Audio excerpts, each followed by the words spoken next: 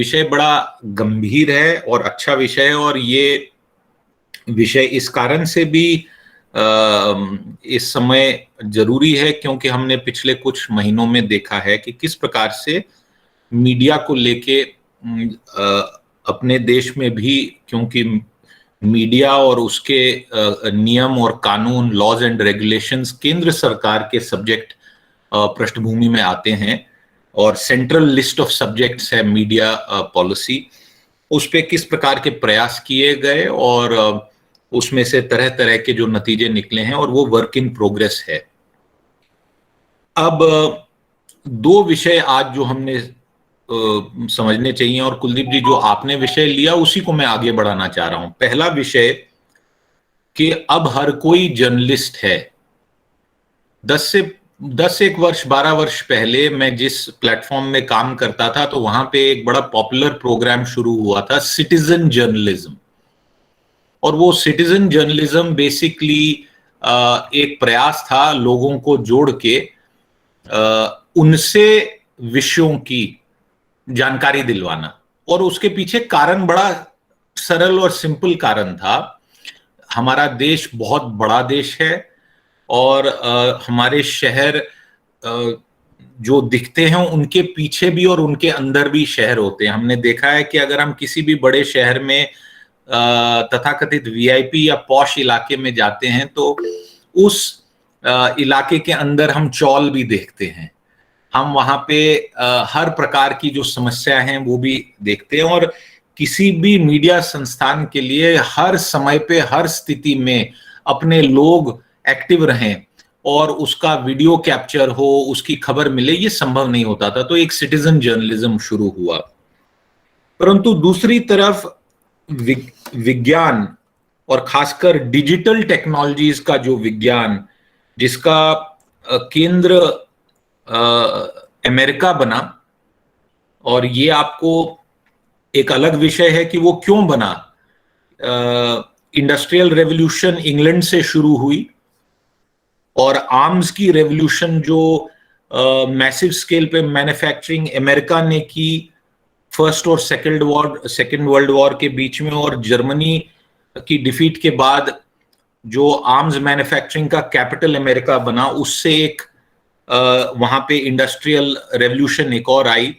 उसके बाद अलग अलग प्रकार की प्रोडक्टिविटी रेवोल्यूशंस हुई हैं, और फाइनली जो .com ईरा था, जिसको हम सब लोग परिचित भी हैं कि 90 के दशक में जब .com एक बूम आया और फिर वो बस्ट हुआ, और उसके बाद 20 वर्ष में डिजिटल टेक्नोलॉजी और मीडिया का जो मेल हुआ है, जिसे टेक मीडिया बोला जाता है। आपने शायद ये शब्द सुना होगा, टेक मीडिया। बेसिकली टेक्नोलॉजी और मीडिया की जो इंटरप्ले है, उससे सिटीजन जर्नलिज्म एक कंप्लीटली यूनिवर्सलाइज हो गया, एक फैक्ट।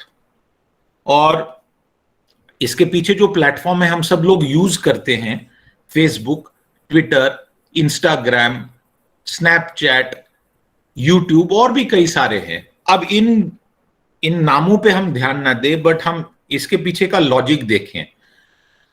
हमारी जो देश की मीडिया को लेके पॉलिसी रही है लगभग पिछले 30 वर्ष, और मैं 30 वर्ष इसलिए कह रहा हूं कि 1991 में, और वो बात कर रहे हैं तो 30वीं वर्षगांठ है इकोनॉमिक रिफॉर्म्स की, और जो उनके अच्छे बुरे दोनों नतीजे निकले हम सबके सामने, वो विषय नहीं है आज चर्चा का। 91 से अभी तक 2021 तक अगर हम देखें, तो मीडिया सेक्टर के लॉज एंड रेगुलेशंस में बिल्कुल कम चेंज हुई है। यानी सबसे लीस्ट रिफॉर्म्ड सेक्टर हमारे देश में मीडिया है। और मैं ये ऐसा क्यों कह रहा हूं, आपको ध्यान होगा कि 15-20 वर्ष पहले, 20 वर्ष पहले, इनफैक्ट श्री अटल बिहारी वाजपेयी जी की सरकार के समय पे विश्व के बड़े अखबारों में से फाइनेंशियल टाइम्स ने प्रयास किया था कि इंडिया में वो अपना एक एडिशन लॉन्च करे। और उसी समय पे अटल बिहारी वाजपेयी जी की ही सरकार में सबसे बड़ा पैसा फॉरेन इन्वेस्टमेंट के नाते टेलीविजन और टेलीविजन न्यूज में आया था, जब ऑस्ट्रेलिया के केरी पैकर ने इंडिया की एक कंपनी से मेल करके $600 मिलियन पैसा उस समय का लगाने का प्रयास किया, तो सबसे बड़ी इन्वेस्टमेंट थी। परंतु किन्हीं कारणों से हमने एफडीआई और उसके साथ जो एक रेगुलेटरी आर्किटेक्चर होना चाहिए वो मीडिया का बना नहीं। 2010 से सोशल मीडिया का प्रचलन विश्व भर में शुरू हुआ, अमेरिका से शुरू हुआ और इंडिया में तुरंत उसकी पकड़ बनने शुरू हुई, क्योंकि अंग्रेजी भाषा देश अमेरिका से सरलता पूर्वक कम्युनिकेशन, इंटरैक्शन की सुविधा अपने देश के अंग्रेजी भाषी लोग और जो पॉलिसी फ्रेमवर्क था और जो डोमिनेट करता था सारे सिस्टम को देश के, उसका बड़ा एक नेचुरल मेल हो गया। पर इस मेल में जो यहां पे बहुत बड़े मीडिया, ट्रेडिशनल मीडिया थे, इनको थोड़ा धोखा भी लग गया, बलेखा भी हो गया जिसे हम कहते हैं, क्योंकि उनको लगा कि ये हमारे लिए कॉम्प्लीमेंट्री रहेगा।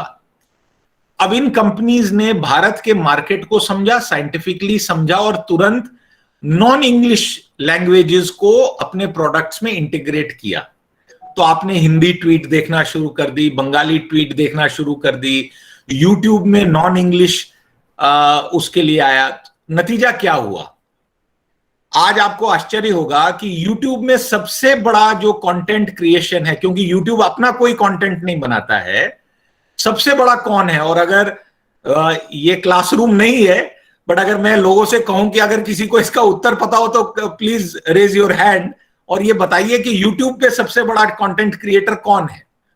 समय का अभाव है, मैं खुद ही बता देता हूं, टी सीरीज। विश्व भर में सबसे ज्यादा कंटेंट बनाने वाली यूट्यूब पे कोई भी कंपनी है तो वो भारतीय मूल की कंपनी है, उसका नाम टी सीरीज है। सबसे ज्यादा likes and followers T series के हैं। इसी प्रकार से फेसबुक के लिए अमेरिका के बाहर सबसे बड़ा मार्केट कौन सा है? तो अपना भारत है। और हम देख रहे हैं कि और भी प्रोडक्ट्स में, यानी फेसबुक, यूट्यूब और गूगल, अब तीसरी बात आ गई जीमेल की, तो जीमेल भी डोमिनेंट है। उसके आंकड़े इस प्रकार से कंपेरेबल नहीं है क्योंकि वो सोशल मीडिया का साधन नहीं है, वो 1-to-1 कम्युनिकेशन के लिए प्रणाली बनी हुई है। तो 2010 से आज तक फेसबुक, यूट्यूब, ट्विटर, इंस्टाग्राम, क्योंकि इन्होंने अलग अलग मार्केट सेगमेंट्स को पकड़ा है। जैसे यूट्यूब अब दुनिया की सबसे बड़ी लाइब्रेरी है, ज्ञान, विज्ञान, एंटरटेनमेंट, इंफॉर्मेशन, भाषा, कल्चर, धर्म, सब प्रकार के आपको उस पे वीडियो मिलते हैं। वो सबसे बड़ी लाइब्रेरी बन गई है। फेसबुक सबसे बड़ा platform of exchange and interaction है। आज करीब 35 करोड़ भारतीय रोज फेसबुक को एक बारी खोलते हैं, यानी वो काफी आंकड़ा होता है मंथली एवरेज यूजर्स। मैं इसको सरलता पूर्वक समझाने का प्रयास कर रहा हूं।